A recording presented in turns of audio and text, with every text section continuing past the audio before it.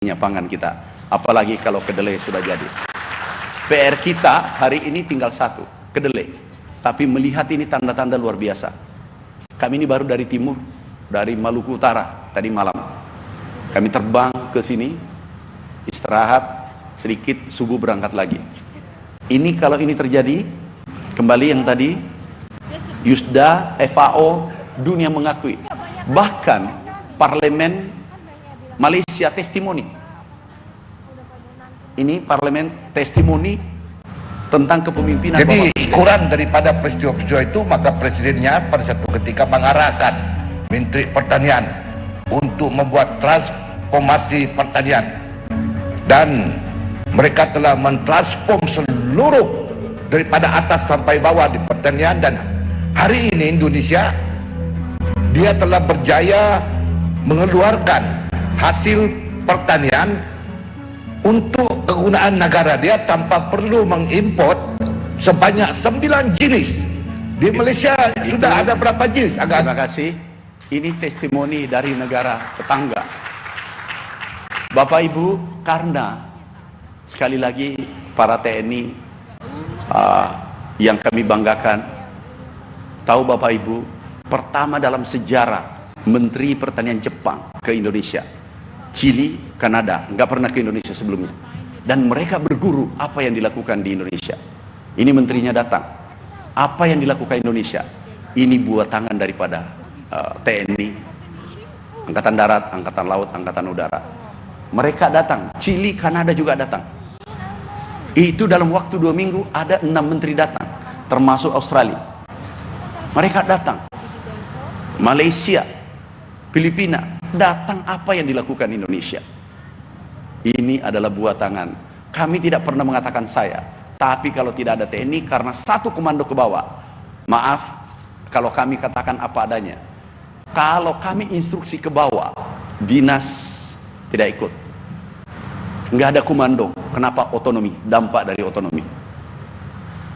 Dinas kabupaten, provinsi ikut, tapi setengah hati menjemput program pemerintah pusat. Nah, juga ada yang menarik kebijakan Bapak Presiden. Terakhir kami sampaikan kebijakan Bapak Presiden itu juga langkah. Pendapatan petani padi naik 113 triliun.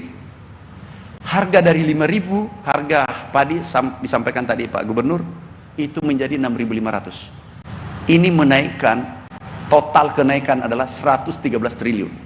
Yang kedua, tidak pernah terjadi selama merdeka juga. Pupuk turun 20%, yang biasanya tiap tahun naik selama merdeka. Dan ini adalah 65 tahun. Pupuk turun, volumenya naik, pabrik dibangun 7, izin Pak Menhan, ada pabrik dibangun 7, nanti diresmikan Bapak Presiden 5 sebelum akhir masa jabatan 2029. Tapi anggaran tidak ditambah. Inilah revitalisasi. Kami diminta langsung mengecek Perpres, peraturan Menteri Keuangan, peraturan Menteri, kita bongkar karena sudah 65 tahun tidak pernah berubah. Singkatnya adalah dulu subsidi di hulu, kita ubah subsidi di hilir, kita ubah subsidi bahan baku negara yang beli, sehingga kita hemat 14 triliun. Itulah menyebabkan harga turun 20%. Kami cek tadi Pak Kasal, tadi kita sama-sama cek on the spot di lapangan, di jalan, itu ternyata alhamdulillah sudah turun 20%. Ini adalah kebahagiaan petani kita. 160 juta petani Indonesia, 160 juta petani Indonesia. Ini tadi, baru tadi kami cek, ternyata harga Pak KSP tadi, saksikan langsung. Ini bisa menyampaikan ke publik bahwa kebijakan minggu lalu itu sampai kami Maluku kemarin kami cek di timur itu sudah turun 20%. Tidak pernah terjadi selama kita merdeka. Nah, insya Allah kedelai kita seriusi. Izin Pak Menhan, kami akan seriusi. Terima kasih Pak Kasal. Nanti kita gandengan tangan. Kebutuhan alat mesin pertanian benih itu ditanggung oleh pemerintah. Anggarannya kami sudah siapkan. sekali lagi, semua hasil kerja ini atas gagasan besar Bapak Presiden. Kami hanya menjalankan instruksi, kami hanya menjalankan arahan. Tetapi yang menjadi motor penggerak selama ini adalah Pak Menhan yang memberikan arahan setiap langkah-langkahnya, setiap gerakan yang kita lakukan, sehingga swasembada kita raih dalam waktu sesingkat-singkatnya, dan ini tercepat dalam sejarah Indonesia. Terima kasih. Wassalamualaikum warahmatullahi wabarakatuh.